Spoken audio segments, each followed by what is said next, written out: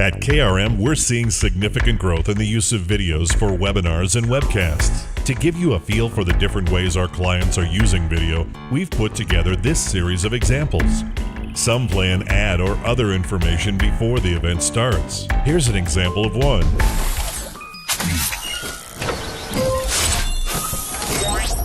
The Internet of Everything is giving everything a voice. Cisco. Tomorrow starts here.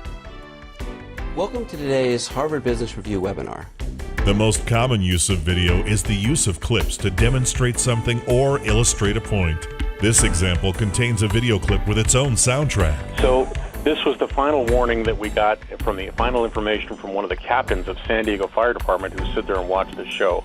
And Kurt, this is fire warning video. We responded to structures that are intact and not damaged.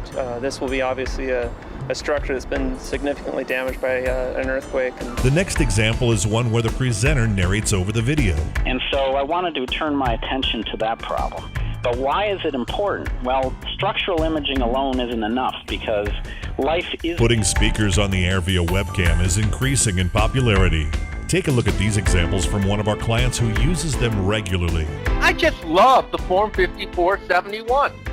Let's face it, you're on this call, you're probably a tax professional, right? Nate, here's this one for you. Do you use tabs with your 706 attachments and exhibits? One of the things I want to give you a little bit of warning about, we are doing, I think, 3 hours of CPE here. It's 2.5 hours of actual clock time. Some clients broadcast from a face-to-face event so a remote audience can participate. This is commonly referred to as a simulcast. Often this is accomplished by the on-site video production company giving KRM a connection or feed from the event. We have 2 examples of a simulcast. The first is a highly produced and staged corporate event that has a strong motivational emphasis. Welcome to the 2014 Task Company meeting. Transforming task.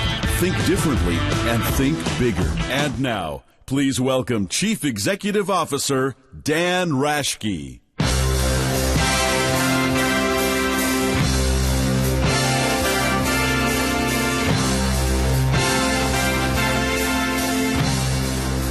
This example of a simulcast is typical of one where the emphasis is more on delivering informative content. Welcome to today's Harvard Business Review, How I Did It Live, featuring Brad Smith, the President and CEO of Intuit. I'm Angela Herron, the Editor for Special Projects and Research at HBR, and I want to thank all of you for joining us today, both those of you who are in our web audience worldwide and those of you who are here with us in the Steelcase Work-Life space in very snowy New York. Some of our clients strive for high-end video production values. In those cases, they utilize professional studios with sets, switching between multiple cameras, utilizing experienced producers, and more. In this example, notice the set design, the professional lighting, and the switching between multiple cameras. Today we'll be speaking on this topic with Michael Porter, the renowned Harvard Business School professor, and perhaps the world's leading authority on competitive strategy, and James Heppelman, President and CEO of PTC, a US-based computer software company. He's worked with you. We hope you've enjoyed these examples. If you have questions or would like to discuss ideas for incorporating video into your future events, please contact us anytime.